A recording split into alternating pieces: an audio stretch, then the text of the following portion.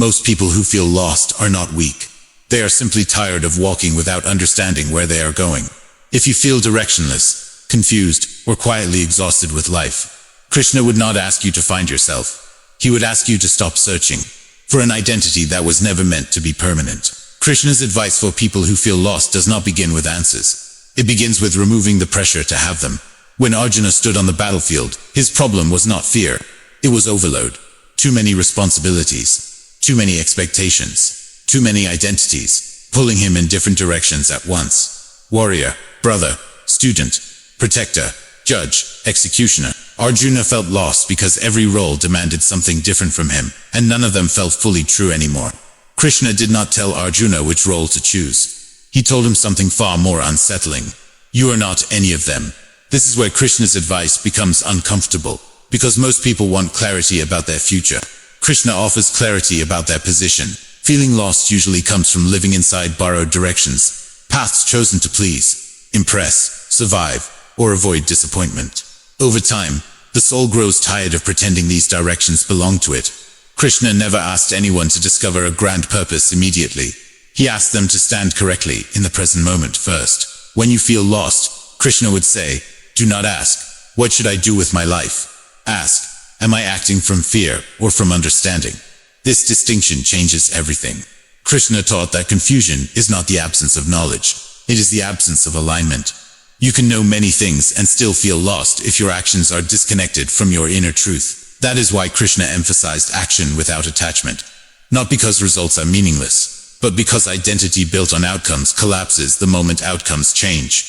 Many people feel lost because they tied their worth to success, relationships, recognition, or stability. When one of these breaks, the mind panics and asks, who am I now?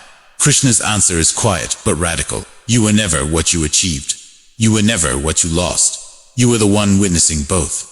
Another rare but powerful part of Krishna's advice is this. Feeling lost is often a sign that an old chapter has ended, but the mind is still trying to live inside it.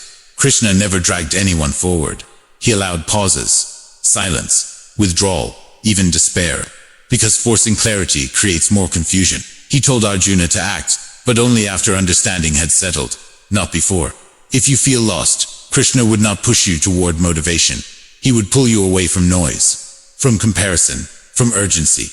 Krishna did not measure progress by speed. He measured it by steadiness. A person who moves slowly with awareness is far ahead of someone running in the wrong direction. Krishna also warned against mistaking restlessness for purpose. Many people jump from one path to another, not because they are curious, but because they are afraid of stillness. Stillness exposes unanswered questions, and the ego avoids that discomfort. Krishna's advice here is subtle. When you don't know what to do, don't do more. Do less, but do it with attention.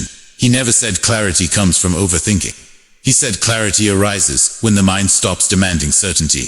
Feeling lost often means the old map no longer works. Krishna would tell you not to panic when this happens. He would tell you to stop using the map.